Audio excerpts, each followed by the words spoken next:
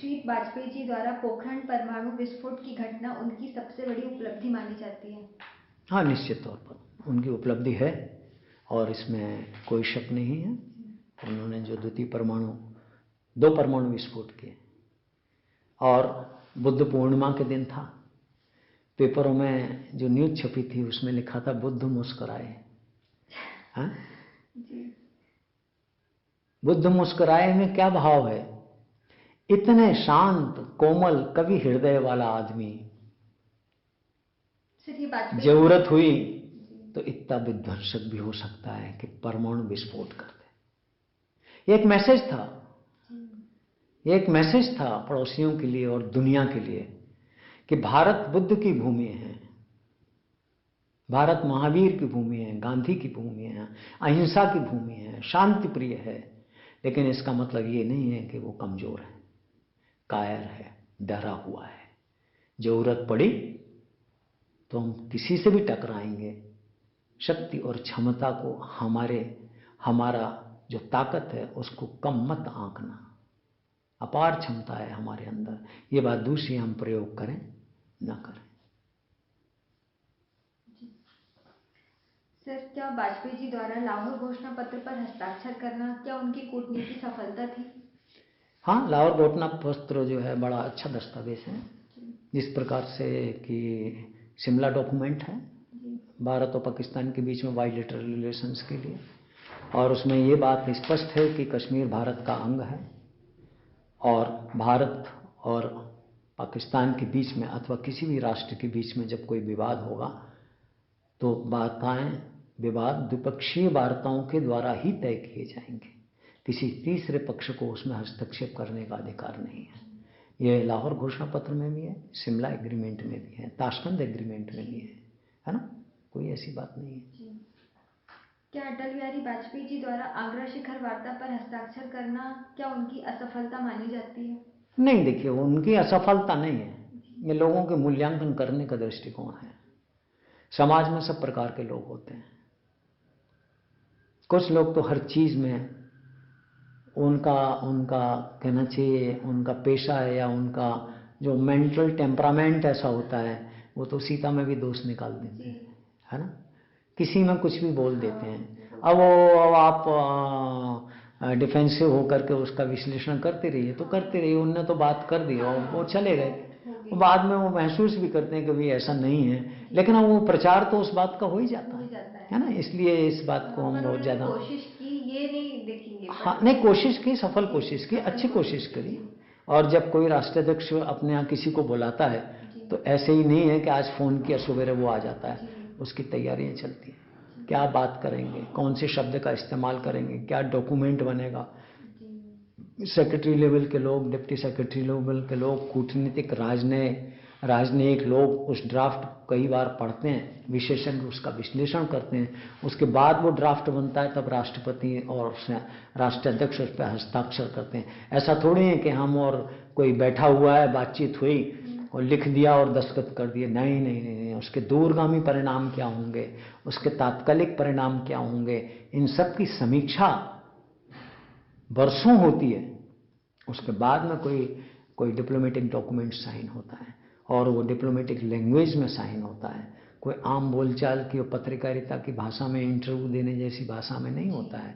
उसके एक एक शब्द के गहरे मायने होते हैं। इसलिए जो आगरा घोषणा पत्र है उसको आप एक बार फिर से पढ़िए, लाहौर घोषणा पत्र को अच्छी तरीके से पढ़िए, शिमला एग्रीमेंट और ताशकंद एग्रीमेंट को अच्छी तरीके से करिए।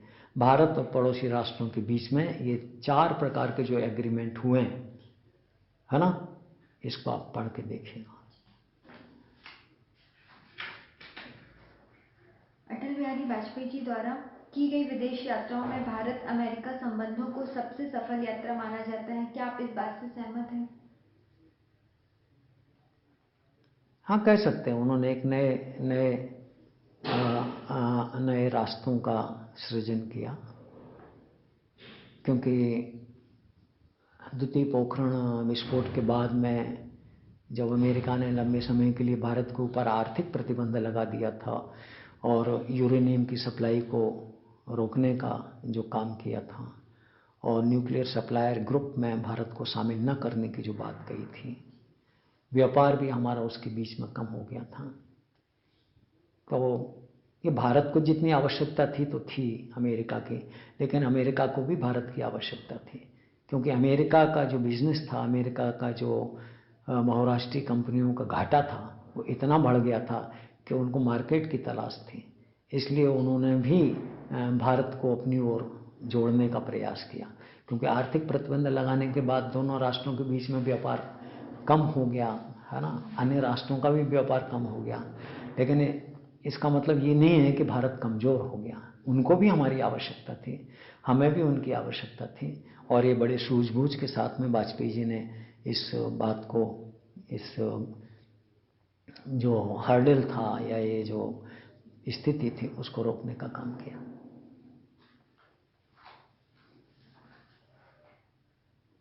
क्या आप इस बात से सहमत हैं कि अटल बिहारी वाजपेयी जी द्वारा लागू की गई प्रधानमंत्री सड़क योजना राष्ट्रीय विकास में सबसे महत्वपूर्ण निर्णय था? निश्चित तौर पर आज हम गांव-गांव में चले जाएं, हमें कोई दिक्कत नहीं है।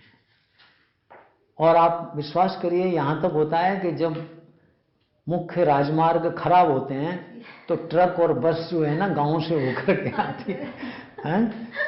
गांव को जोड़ना चतुर्भुज योजना उनकी थी, चारों दिशाओं की नदियों को जोड़ना, गांवों को सड़कों से जोड़ना, व्यक्तियों को व्यक्ति से जोड़ना, राजनीतिक दलों को राजनीतिक दलों से जोड़ना, जुड़ करके ही तो राष्ट्र बनता है। मैं तो जबलपुर से हूँ, मैंने देखा है आउट में जो गांव एरिया है वहाँ सड़क बहुत अच्छी है। जबलपुर की इतनी अच्छी नहीं, बहुत अच्छी। हाँ, जबलपुर पर गांव में बहुत अच्छी सड़क। निश्चित तौर पर, निश्चित तौर पर वहाँ बकायदा लिखा भी हुआ है प्रधानमंत्री सड़क योजना, अटल बिहारी वाजपेयी सड़क योजना, ये लिखा हुआ है। बड़े बहुआयामी योजना थी उनकी। और ऐसे उनका नदियों को जोड़ने का एक प्लान था। उनको कार्यकाल अधिक नहीं मिला, यदि मिला होता तो अब ये वर्तमान सरकार उस कार्य को पूरा कर रही है, इसमें दो मत नहीं है। और ये कार्य जब पूरा हो जाएगा तो परिवहन और व्यापार की दृष्टि से काफ़ी सस्ता व्यापार हो जाएगा, और सड़कों पर जो दबाव है वो भी कम हो जाएगा, है ना। हाँ। प्रधानमंत्री के रूप में उनकी आंतरिक नीति में राजधर्म का पालन करने की मुख्यमंत्री को दी गई हिदायत उनके धर्मनिरपेक्ष छवि को निखारता है? नहीं, इसमें धर्मनिरपेक्षता का कोई प्रश्न नहीं आता। ये गलत फहमी में मत रहो कि ये केवल धर्मनिरपेक्ष छवि को उभारने के लिए दिया गया था। ये महाभारत युद्ध में भी राजधर्म का पालन करने के लिए कहा था। राजधर्म यानी क्या? राजधर्म यानी क्या? राजा नीतियों के हिसाब से काम करे, आंखें बंद करके काम करें, किसी की शकल, किसी की जाति, किसी का धर्म को देख करके, कौन पैसे वाला है कौन कमजोर है इसको देख करके न करें। संविधान में जो लिखा हुआ है उसके हिसाब से काम करें। इसमें धर्मनिरपेक्षता का प्रश्न कहाँ से? मुझे तो नहीं लगता कि ये धर्मनिरपेक्ष बनने के लिए, वो धर्मनिरपेक्ष क्या, वो तो सबसे बड़े धर्मनिरपेक्ष हैं। हर व्यक्ति धर्मनिरपेक्ष है, हर व्यक्ति हिंदुस्तान में रहने वाला व्यक्ति धर्मनिरपेक्ष है, धर्म सापेक्ष भी है। हर व्यक्ति अपने अपने धर्मों का पालन करता है। क्रिश्चियन को, ईसाइयों को, हिंदुओं को, बौद्धों को अपने अपने प्रकार से ईश्वर आराधना करने की स्वतंत्रता है, और कोई किसी के कार्य में हस्तक्षेप नहीं करता है। कोई मुसलमान मंदिर में जाकर के विरोध नहीं करता और कोई हिंदू मस्जिद में जाकर के नमाज पढ़ने का विरोध नहीं करता। इसके लिए कोई पुलिस हमारे पीछे नहीं लगी हुई है। बौद्ध मठों में आप जाएं न जाएं तो स्वतः ही आप स्फूर्तित आप उनकी जो मान्यताएं हैं उनको स्वीकार करते हैं। गुरुद्वारे में आप जाते हैं तो सिर पे रुमाल रख लेते हैं, प्रसाद देते हैं, उसको खाते हैं। अंदर घुसते हैं तो पैरों के धोने के लिए वहां जो पानी रखा रहता है उसको धोते हैं। तो हैं या नहीं है आप? सभी धर्मों का समादर करना, समभाव दृष्टि से देखना, यही राजधर्म है। सभी व्यक्तियों को समभाव से देखना, चाहे स्त्री हो, चाहे पुरुष हो, चाहे बच्चा हो, चाहे वृद्ध हो, चाहे गरीब हो, चाहे अमीर हो, किसी भी जाति का हो, वर्ग का हो, भाषा का हो, धर्म का हो, धर्म के आधार पर भेदभाव न करना। क्योंकि उस समय यह हवा उड़ाई गई थी कि जो मुसलमानों पर उन्होंने कोई कमेंट्स किए? नहीं, कभी नहीं किया। उन्होंने कोई कमेंट नहीं किया, कोई राजनेता कमेंट नहीं करता। लेकिन जब आप किसी को उकसाओगे तो कुछ तो बोलना ही पड़ेगा। अब आप इतनी देर से बैठी, मैंने आपसे कभी कोई प्रश्न किया, लेकिन अब आप प्रश्न कर रही हैं तो मुझे बोलना पड़ रहा है। और नहीं बोलेंगे तो आप कहेंगे इनको कुछ आता नहीं, और बोलेंगे तो उसमें आप उसका विश्लेषण करने लगिएगा। तो ये जो पद्धति है, यह पद्धति विशुद्ध रूप से नकारात्मक पद्धति है, नेगेटिविटी है, negative approach of analysing and understanding the people, ये है। इसलिए हमें सकारात्मक भाव से रहना चाहिए, समभाव से रहना चाहिए। यही राजधर्म है। आप अपना अपना काम करिए, है ना? हाँ,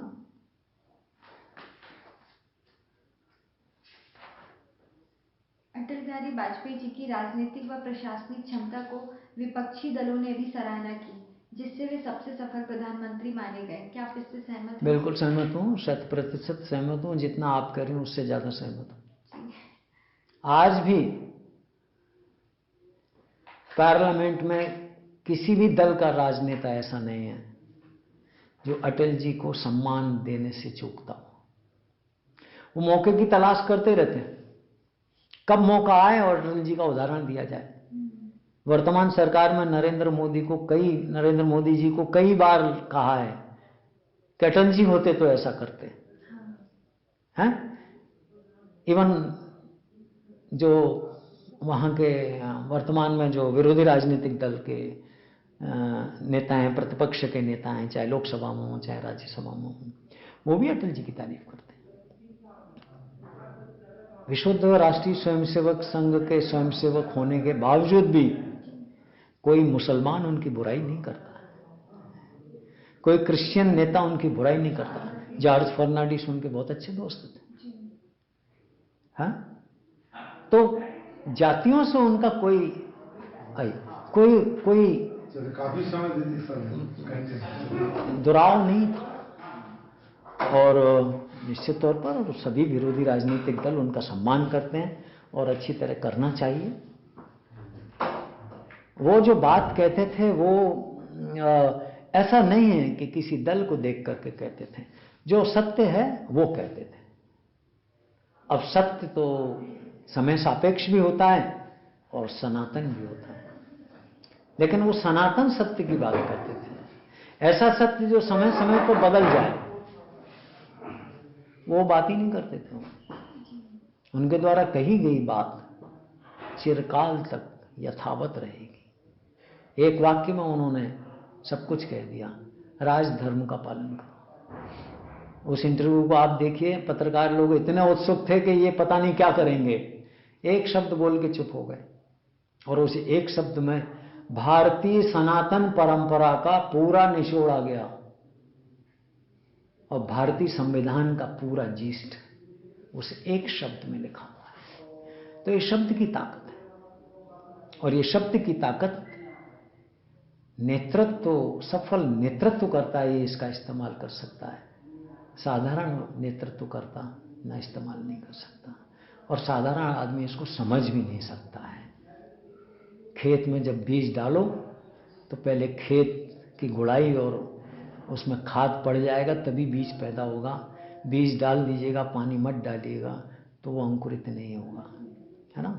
इसलिए ये सोचना कि उन्होंने कोई कटाक्ष किया या उन्होंने किसी जाति और धर्म विशेष के लोगों को खुश करने के लिए किया या उन्होंने किसी को नीचा दिखाने या कमज़ोर बनाने के लिए किया, गलत है।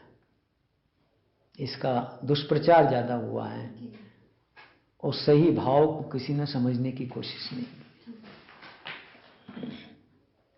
सर, बहुत ही अच्छा इंटरव्यू रहा सर के साथ। सर, अगला सवाल है, क्या विरोधी दलों द्वारा अटल बिहारी जी की सरकार को एकमत से गिराना बहुत बड़ी भूल थी? नहीं, विरोधी लोगों का तो काम ही है, वे पहलवान तो लड़ते हैं, भाई भाई भी जब लड़ते हैं तो छोटा भाई इसलिए नहीं लड़ता कि मेरे को बड़े भाई को हराना है या जिताना है, मैं हार जाऊं ये जीत जाए, नहीं। जब युद्ध है तो युद्ध है। कोई भूल नहीं थी, उन्होंने अपना काम किया, विरोधी दल ने अपना काम किया जो उसको करना चाहिए, और सत्ता दल ने अपना काम किया, अपना बचाव करना चाहिए। अब ये नहीं बचा पाए तो विरोधी दल जीत गया, ये बचा ले जाते तो विरोधी दल पराजित हो जाता।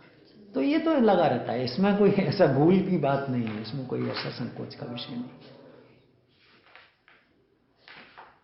नेक्स्ट सवाल है, क्या आप इस बात से सहमत हैं कि अटल बिहारी वाजपेयी जी भाजपा के राष्ट्राध्यक्ष की तुलना में प्रधानमंत्री के रूप में ज्यादा लोकप्रिय रहे?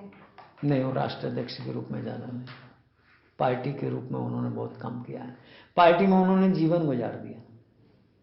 प्रधानमंत्री बनने के बाद तो वो भाषण बड़ा संयमित देते थे, बोल ही नहीं पाते खुद खुल के, वो खुद उनको लगता था मैं सफोकेशन में हूँ, है ना, वो सफोकेशन फील करते थे, है ना। प्रधानमंत्री तो खुली जेल है ना, आप अपनी मर्जी से कहीं जा सकते हो, ना बात कर सकते हो, ना किसी से मिल सकते हो, जो सोचते हो वो बोल नहीं सकते हो, जो बोलते हो वो कभी सोच नहीं सकते हो। तो इसलिए वो एक संगठक के रूप में, एक राजनीतिक दल के अध्यक्ष के रूप में वो अपने आप को ज़्यादा उन्मुक्त और क्रिएटिव महसूस करते थे वनस्पति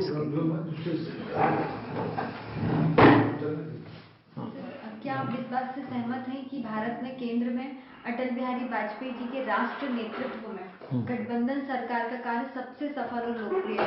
निश्चित तौर पर यह उनका जो कार्यकाल रहा है, गठबंधन सरकार, गठबंधन की राजनीति का जो उत्कृष्ट कार्यकाल था वो अटल बिहारी वाजपेयी के समय था। न तो उसके पहले इतने राजनीतिक दलों की सरकारें बनी, और ना आज तक बनी हैं, आगे बनेंगी या नहीं बनेंगी इस पर कोई अपन टिप्पणी नहीं कर सकते।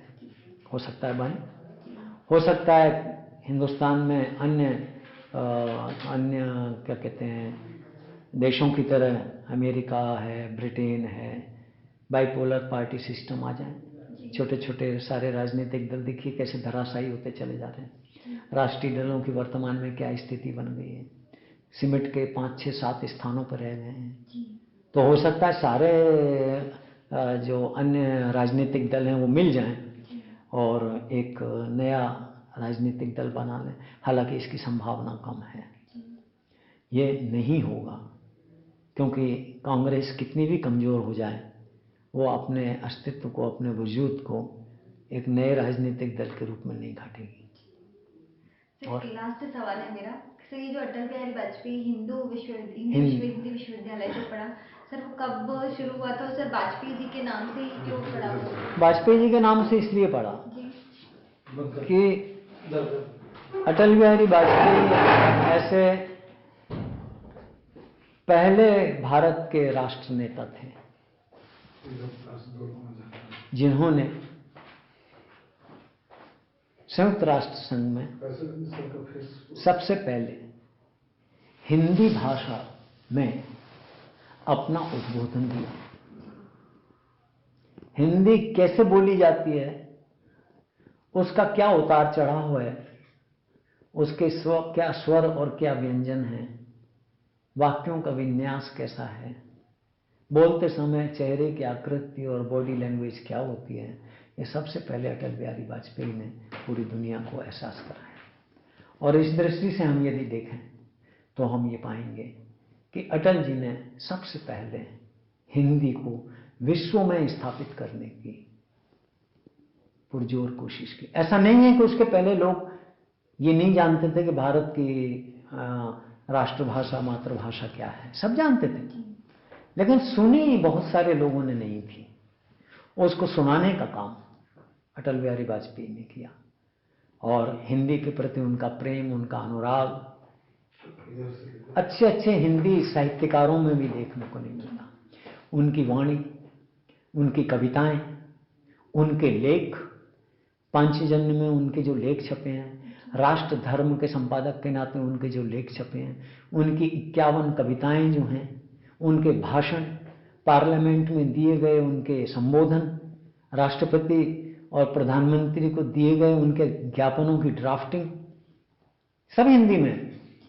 ऐसा नहीं वो अंग्रेजी नहीं जानते, लेकिन राष्ट्रभाषा के प्रति उनका जो अमिट समर्पण भाव है, वह वर्तमान पीढ़ी में, स्वतंत्र भारत में किसी में देखने को नहीं मिला। उनका भाषा के प्रति समर्पण, उनका हिंदी के प्रति प्रेम, और क्या चाहिए? किसी व्यक्ति को सम्मान देने के लिए उसके नाम से ये विश्वविद्यालय खुला, अटल बिहारी वाजपेयी हिंदी विश्वविद्यालय है।